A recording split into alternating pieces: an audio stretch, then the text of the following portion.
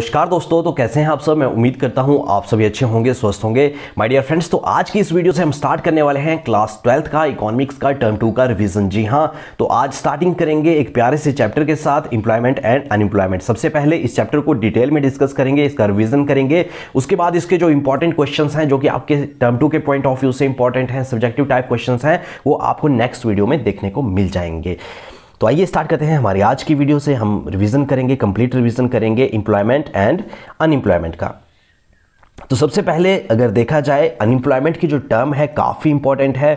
Unemployment होता क्या है? एक ऐसी situation, it is a situation when people are willing to work at the existing wage rate but not get any work. तो simply आपने याद रखना है, एक ऐसी सिचुएशन जिसमें लोग काम करना चाहते हैं, काम तो करना चाहते हैं किस पे? जो मार्केट में वेज रेट चल रहा है उसके ऊपर, पर काम नहीं मिलता। तो आप सिंपली याद रख सकते हैं अनएम्प्लॉयमेंट क्या हुआ? It is a situation when people are willing to work at existing wage rate but not get any work. तो वो हुआ हमारा अनएम्प्लॉयमेंट। उसके बाद वर्कर्स की बात करें तो वर्कर क्या होता है? Worker all those who are engaged in economic activity. वो सारे लोग जो इकोनॉमिक एक्टिविटी में इन्वॉल्व हैं, चाहे वो प्राइमरी सेक्टर में है, चाहे वो सेकेंडरी सेक्टर में है, या फिर सर्विस सेक्टर में है।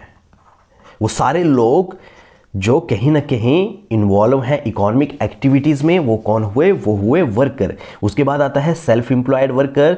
सेल्फ एम्प्लॉयड वर्कर मतलब जो लोग अपने बिजनेस में इन्वॉल्व हैं, those workers who are engaged in their own business और ओन प्रोफेशन, वो हुए हमारे self employed workers. Hired worker की बात करें तो हायर्ड वर्कर कौन से होते हैं? Those workers who work for other, जो दूसरों के लिए काम करते हैं उसके बदले में, and get wages and the salaries as reward for their services. जो काम करते हैं उसके बदले में उन्हें सैलरी मिलती है, तो वो होते हैं हायर्ड वर्कर। कैजुअल वर्कर्स की बात करें तो कैजुअल वर्कर्स जो हैं वो डेली वेजेस की तरह होते हैं, पर क्या होता है कि not on permanent role of the employer. उनका परमानेंट रोल नहीं होता एज एम्प्लॉयर, और ना तो उन्हें सोशल सिक्योरिटी बेनिफिट मिलते हैं। एक बार दोबारा, जो कैजुअल वर्कर होते हैं वो डेली वेजेस की तरह होते हैं, पर उनका परमानेंट रोल नहीं होता एज ए एम्प्लॉयर, और उन्हें सोशल जो सिक्योरिटी बेनिफिट हैं वो भी नहीं मिलते।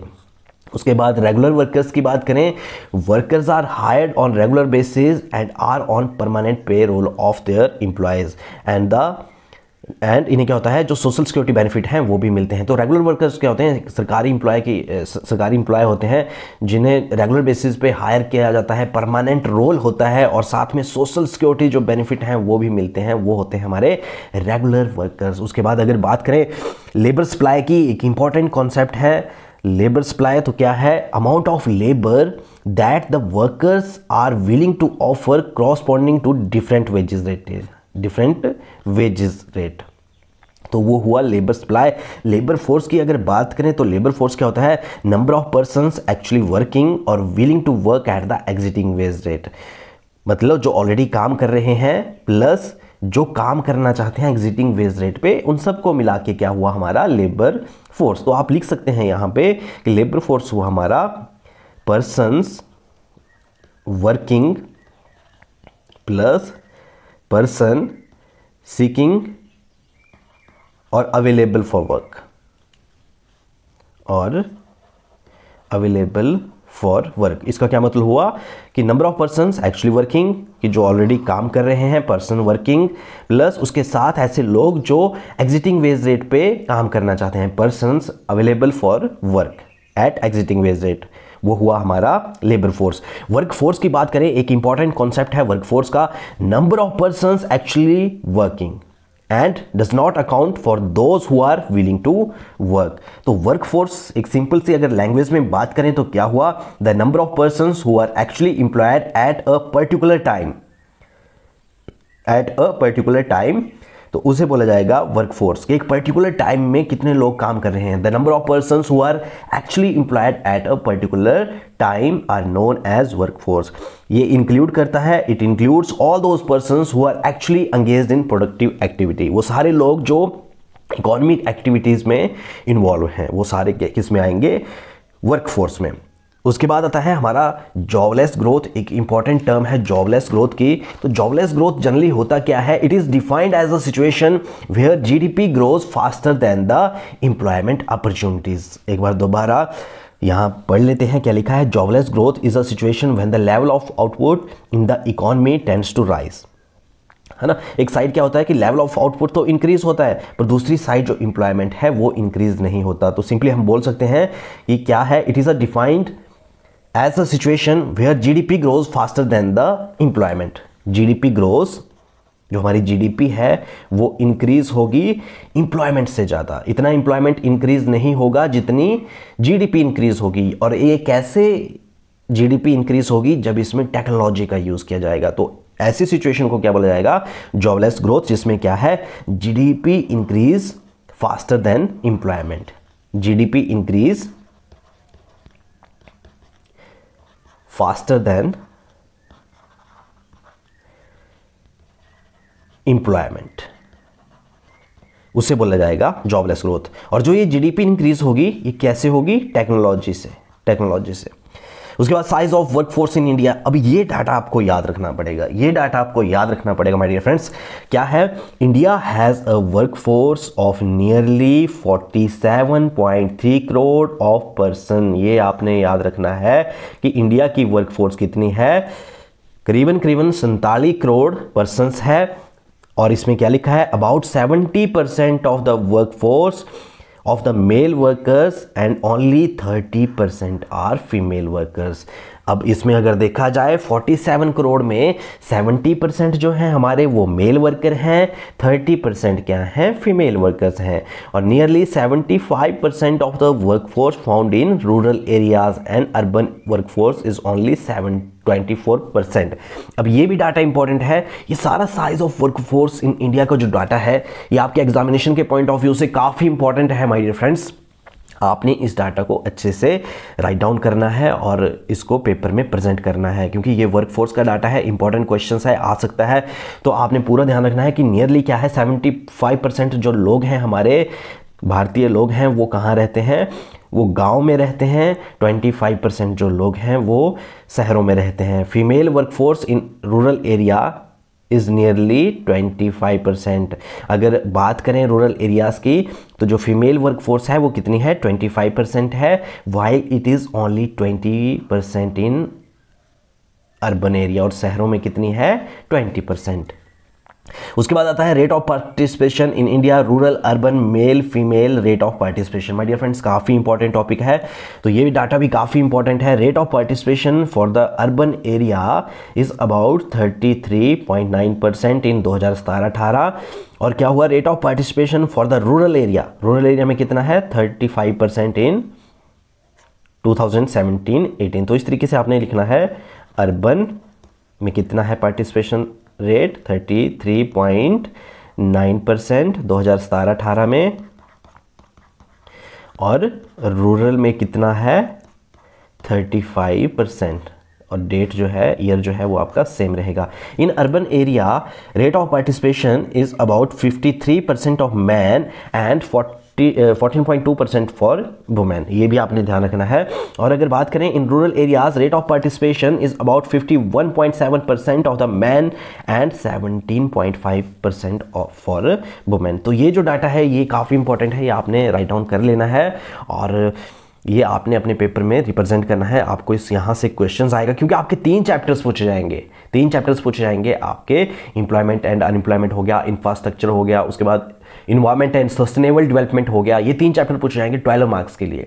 तो इन्हीं टॉपिक के बीच में से आपके क्वेश्चंस बनेंगे। उसके बाद आता है self employment and hired worker in India.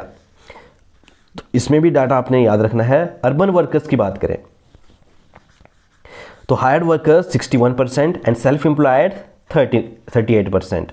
और गांव की अगर बात करें तो हायर्ड वर्कर कितने हैं, 42% एंड सेल्फ एम्प्लॉयड वर्कर्स कितने हैं, 58%। ये जो डाटा है 2017-18 का जो डाटा है ये आपने याद रखना है। मेल वर्कफोर्स की अगर बात करें, हायर्ड मेल वर्कर 48%, जी हाँ, एंड सेल्फ एम्प्लॉयड 52% 2017-18। अगर फीमेल वर्कर्स की बात करें तो हायर्ड फीमेल वर्कर्स कितनी है, 48% है, and self employed female workers कितनी है, 52%। 2017-18 का जो हमारा ये डाटा है। Causes of lower women participation in work, क्या रीज़न है की जो वुमेन है उनका कम पार्टिसिपेशन है वर्क में, तो आपको पता है, इसके बारे में ज़्यादा डिटेल में नहीं जाएंगे। सबसे पहले अगर एजुकेशन सिस्टम की बात करें तो अभी भी कई ऐसे बैकवर्ड एरियाज़ हैं जहाँ पे जो फीमेल की एजुकेशन है उसके लिए उनको बूस्ट नहीं किया जाता, फीमेल एजुकेशन को आगे नहीं बढ़ाया जाता। अभी भी कुछ ऐसे बैकवर्ड एरियाज़ हैं। तो इसमें एक जो एजुकेशन का है, इंडिया का एजुकेशन सिस्टम जो है उसके लिए भी उसका भी एक रीज़न है कि जिसकी वजह से क्या होता है, एम्प्लॉयमेंट अपॉर्चुनिटीज़ जो वुमेन के लिए हैं वो कम है। और in urban areas most families do not like women to do work. और कुछ ऐसी फैमिलीज़ भी हैं हमारे अर्बन एरियाज़ में जो चाहती हैं कि जो वुमेन है, जो फीमेल हैं, वो काम ना करे, है ना। तो इस तरीके से भी ये पॉइंट आ सकता है। और many activities performed by women of India are not recognised as economic activity. ये भी है कि हमारी बहुत सारी जो फीमेल्स हैं इंडिया में वो काम तो करती हैं पर उन्हें रिकॉग्नाइज नहीं किया जाता, उन्हें काउंट नहीं किया जाता इकोनॉमिक एक्टिविटीज़ में। तो ये भी काफ़ी इंपॉर्टेंट टॉपिक है, आपने इसमें ध्यान रखना कि कौन कौन से इसमें आपके पॉइंट बन सकते हैं। ईजी सा टॉपिक है। और उसके बाद employment in firms, factories and offices, ये क्वेश्चन है, इसके 100% चांसेस हैं आने के। तो इसके आपने 3 या 4 पॉइंट आपने याद रखने हैं। इजी सा कॉन्सेप्ट है, कोई डिफिकल्ट नहीं है। सबसे है जो इंपॉर्टेंट आपने इसमें डाटा याद रखना है, employment in firms, factories and offices.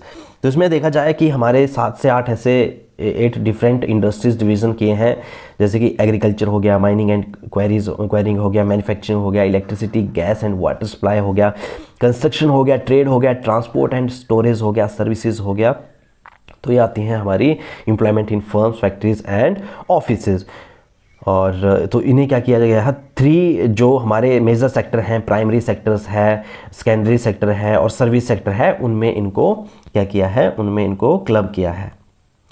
अब एक इंपॉर्टेंट टॉपिक और है, distribution of workforce in different sectors, occupational structure. Yes my dear friends, काफ़ी इंपॉर्टेंट टॉपिक है। ये टॉपिक भी बिल्कुल आपने अच्छे से करना है क्योंकि यहाँ से भी क्वेश्चंस मैक्सिमम टाइम आपके पेपर में पूछे गए हैं। तो इसमें डाटा याद रखना है कि प्राइमरी सेक्टर में 2017-18 का जो डाटा है वो याद रखना है। प्राइमरी सेक्टर की अगर बात करें तो मेन सोर्स ऑफ एम्प्लॉयमेंट रहता है, हमारे बहुत सारे लोग जो हैं, near about 72% people are engaged in primary sector, agriculture sector, which provides employment to about 44.6% of the workforce. Secondary sector की बात करें, प्रोवाइड एम्प्लॉयमेंट ओनली अबाउट 24.4%। हर एक डाटा काफ़ी इंपॉर्टेंट है। सर्विस सेक्टर की बात करें, 31% जो है वो वर्कफोर्स को एम्प्लॉयमेंट प्रोवाइड करवाता है। और इसमें अगर देखा जाए distribution of rural urban workforce across different sectors, तो about 59.8% in rural areas and 6.6% in urban workforce depend upon agriculture and allied activities. उसके बाद 20.4% rural workforce and 34.3% urban workers are working in secondary sector.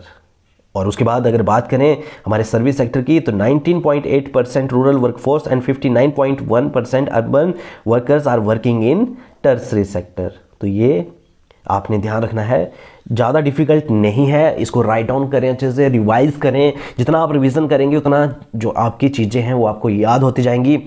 और सिर्फ आपका एक employment का chapter है और इसके साथ साथ डेवलपमेंटल एक्सपीरियंस वाला, इन 2 चैप्टर्स में आपको डाटा याद रखना पड़ेगा। इंफ्रास्ट्रक्चर में इतना डाटा आपको याद रखने की जरूरत नहीं है और ना तो आपको इन्वायरमेंट एंड सस्टेनेबल डेवलपमेंट में इतना डाटा याद रखने की जरूरत है। तो जो डाटा है वो इंडियन इकोनॉमी में बहुत इंपॉर्टेंट रोल प्ले करता है आपके पेपर में, तो आपने अच्छे से इसको स्टडी करना है।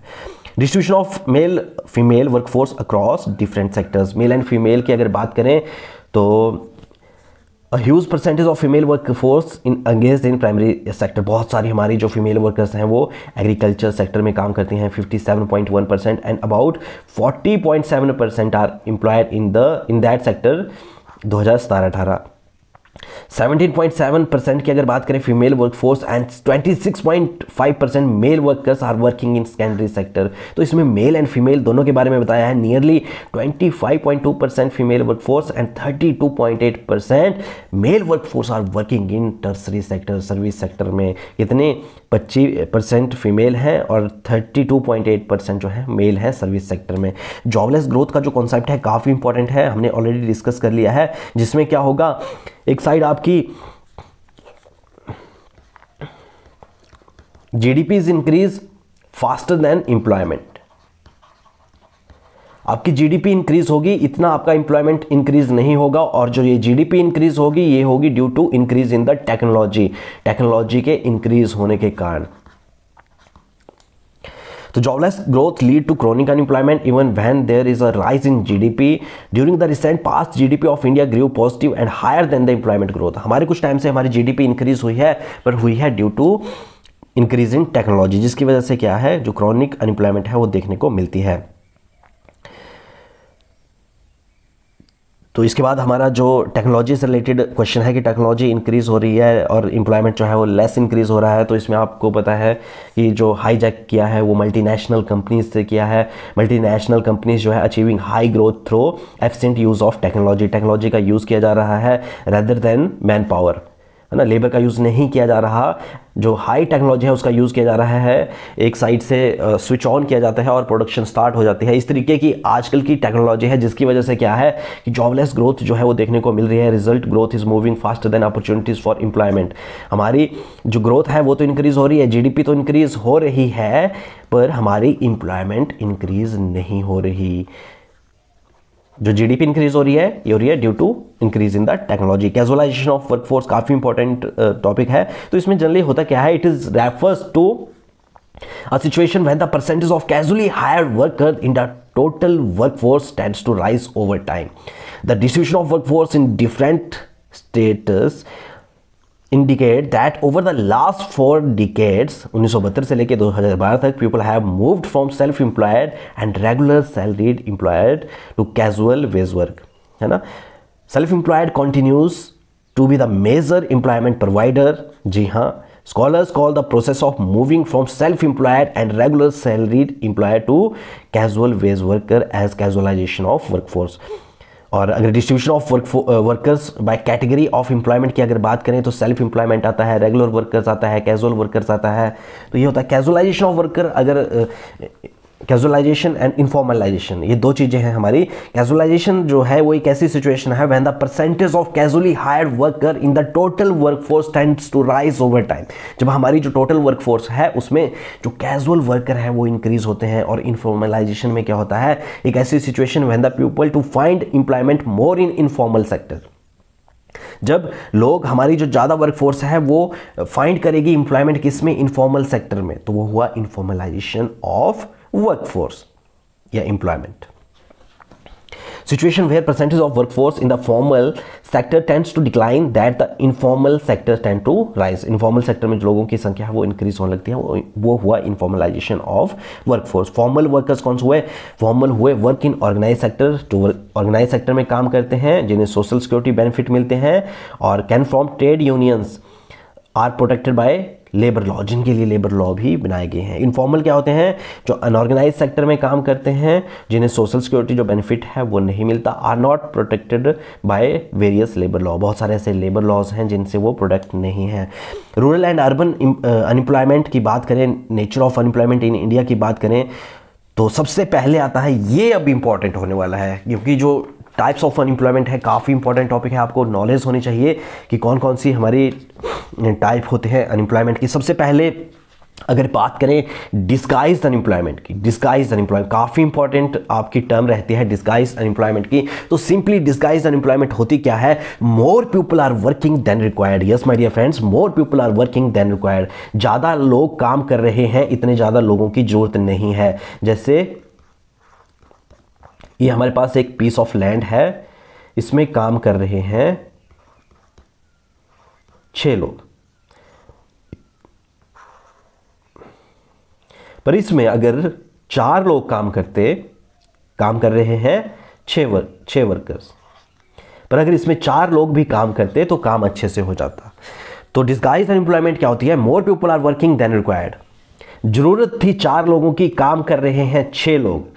जरूरत है 4 लोगों की, मोर पीपल्स आर वर्किंग, 6 लोग काम कर रहे हैं, मोर पीपल्स आर वर्किंग, 6 लोग काम कर रहे हैं। जरूरत है 4 लोगों की, देन रिक्वायर्ड कितनी है, 4 लोगों की जरूरत है, 6 लोग काम कर रहे हैं। उस सिचुएशन को बोला जाता है डिस्गाइज्ड अनएम्प्लॉयमेंट। जनरली देखने को मिलती है एग्रीकल्चर सेक्टर में। तो इसमें यहाँ पे प्रॉब्लम है on account of joint family system जो है वो है, और लैक ऑफ जॉब अपॉर्चुनिटीज़ हैं जिसकी वजह से डिस्गाइज्ड अनएम्प्लॉयमेंट हमें देखने को मिलती है। सीजनल अनएम्प्लॉयमेंट क्या होती है? सीजनल अनएम्प्लॉयमेंट होती है it occurs when people are unemployed at a particular time in the year. जब जो लोग हैं वो एक साल में कुछ पर्टिकुलर टाइम पीरियड के लिए क्या होते हैं, जिन्हें जॉब मिलती है ना, तो उसे बोला जाता है सीजनल अनएम्प्लॉयमेंट। जैसे गर्मियों में जो जूस का काम है वो चलता है, पर चलता है कुछ ही महीने, 3-4 महीने काम चलता है जूस का, तो उस टाइम ही लोग जो जूस बनाते हैं उस टाइम ही जो एम्प्लॉयड होते हैं वो होता है सीजनल अनएम्प्लॉयमेंट। उसके बाद आता है हमारा अर्बन अनएम्प्लॉयमेंट। तो अर्बन एम्प्लॉयमेंट की अगर बात करें तो अर्बन एम्प्लॉयमेंट में दो अनएम्प्लॉयमेंट जनरली देखने को मिलती है। एक है हमारी इंडस्ट्रियल अनएम्प्लॉयमेंट, आप देख सकते हैं, एक है हमारी इंडस्ट्रियल अनएम्प्लॉयमेंट और दूसरी है एजुकेटेड अनएम्प्लॉयमेंट। अगर इंडस्ट्रियल अनएम्प्लॉयमेंट की बात करें तो those illiterate workers who are willing and able to work in factories और industries in urban areas but can't find work. ऐसे इलिटरेट वर्कर जो काम भी कर सकते हैं और करना भी चाहते हैं इंडस्ट्रीज में, पर काम नहीं मिलता, वो हुई इंडस्ट्रियल अनएम्प्लॉयमेंट। और दूसरी ओर एजुकेटेड जो अनएम्प्लॉयमेंट है वो क्या हुई? एजुकेटेड अनएम्प्लॉयमेंट हुई हमारी जिसमें क्या है, when a person is educated, जो लोग हैं वो एजुकेटेड तो हैं, जो लोग हैं वो एजुकेटेड हैं, when a person is educated and is not able to find a suitable job for himself.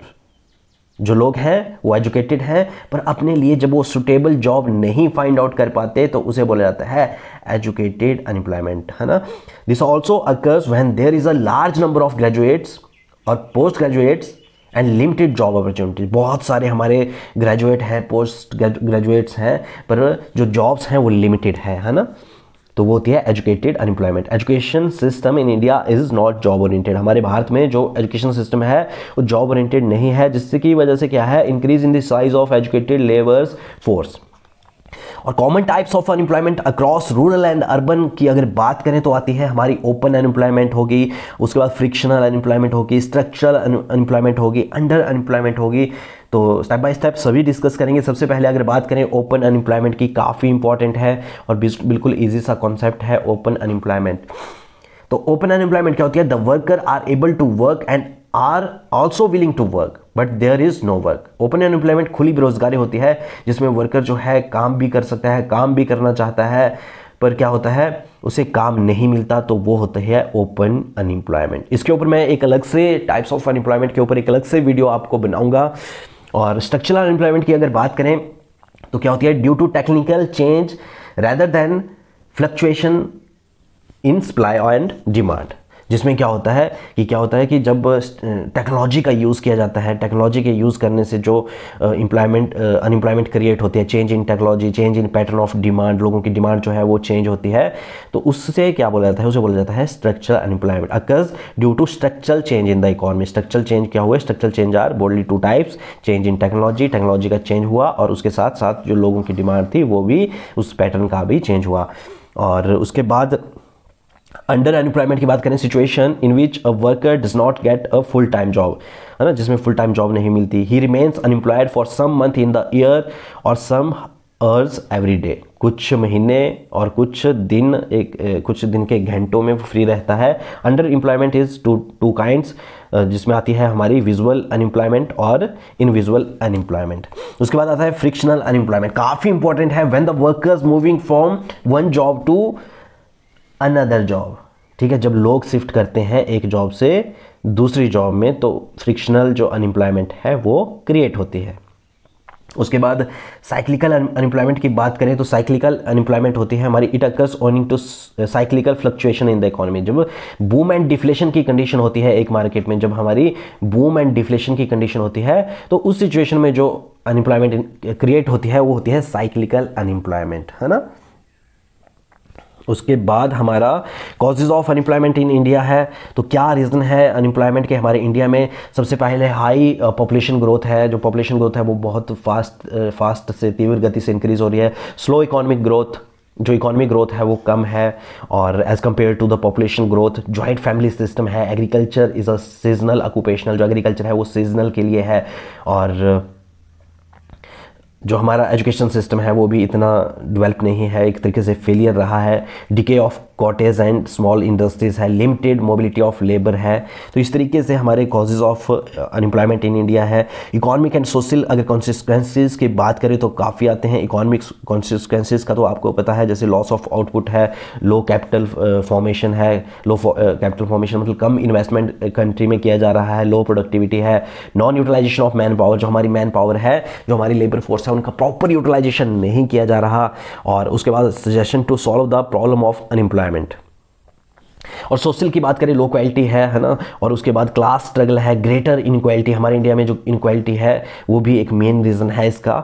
और suggestion to solve the problem of unemployment, तो सबसे पहले इंक्रीज इन द प्रोडक्शन, ये आपको पता है, high rate of capital formation को बढ़ाना पड़ेगा, इन्वेस्टमेंट को बढ़ाना पड़ेगा, इंक्रीज इन प्रोडक्टिविटी को इंक्रीज करना पड़ेगा, एम्प्लॉयमेंट एक्सचेंजेस, एजुकेशन रिफॉर्म्स लाने पड़ेंगे, help to self employed person and technique of production and उसके बाद इंपॉर्टेंस टू एम्प्लॉयमेंट प्रोग्राम। ये काफ़ी इंपॉर्टेंट पॉइंट हैं सारे, तो आपने ध्यान रखने हैं। उसके बाद गवर्नमेंट पॉलिसी एंड प्रोग्राम जो है वो इंपॉर्टेंट है। Most poverty alleviation programmes implemented are based on the perspective of the 5-year plans, जिसमें आपने ध्यान रखना है कि जो सेल्फ एम्प्लॉयमेंट प्रोग्राम्स है वो वेज एम्प्लॉयमेंट प्रोग्राम है, जो गवर्नमेंट ने पॉलिसीज को लेके आए हैं। जो rural employment generation programme REGP, prime minister Rozgar Yojana है। उसके बाद स्वर्ण जयंती शहरी रोजगार योजना है, SGSRY, स्वर्ण जयंती ग्राम रोजगार योजना है। उसके बाद नेशनल रूरल लिवलीहुड मिशन है, NRLM है। उसके बाद अगर वेज एम्प्लॉयमेंट की अगर बात करें तो Mahatma Gandhi National Rural Employment Guarantee Act, it was the act of 2005, मनरेगा के नाम से जाना जाता है, but actually it was implemented in 2006। The Parliament passed a new act to provide guaranteed wage employment to every rural household whose adult volunteer is to be unskilled manual work for minimum for 100 days। 100 days का इसमें क्या है, employment है। प्रधानमंत्री ग्राम सड़क योजना है, प्रधानमंत्री ग्रामोदय योजना है, वाल्मीकि अंबेडकर आवास योजना है, development of small scale cottage है। उसके बाद इंडस्ट्रीज है, मिनिमम नीड प्रोग्राम है, 20 पॉइंट प्रोग्राम है, माइक्रो यूनिट्स है डेवलपमेंट के, मुद्रा बैंक है। मुद्रा बैंक इन द अप्रैल 2015 को लॉन्च हुआ था। तो इस तरीके से under Mudra Yojana micro enterprise to entitle for loan up to 10 lakh per unit. तो ये था एक क्विक रिवीजन जो कि एम्प्लॉयमेंट एंड अनएम्प्लॉयमेंट का था। अगर वीडियो अच्छी लगी तो वीडियो को लाइक, शेयर और कमेंट जरूर करें, चैनल को सब्सक्राइब करें। और आने वाले टाइम में भी मेरी कोशिश यही रहेगी कि मैं रेगुलर बेसिस पे आपके लिए एक अच्छा कंटेंट लेके आऊँ, ताकि आपकी ज़्यादा से ज़्यादा हेल्प हो सके। सबसे पहले मेरी कोशिश रहेगी कि मैं सारे चैप्टरों का आपको एक क्विक रिवीजन दूँ, और उसके बाद जो उसके इंपॉर्टेंट क्वेश्चन हैं जो कि आपके एग्जामिनेशन के पॉइंट ऑफ व्यू से इंपॉर्टेंट है, उन क्वेश्चंस को भी हम डिस्कस करें, वो क्वेश्चंस भी मैं आपको प्रोवाइड करवाऊं। तो मिलते हैं अगली वीडियो में, तब तक के लिए अलविदा, बाय बाय, जय हिंद, जय भारत।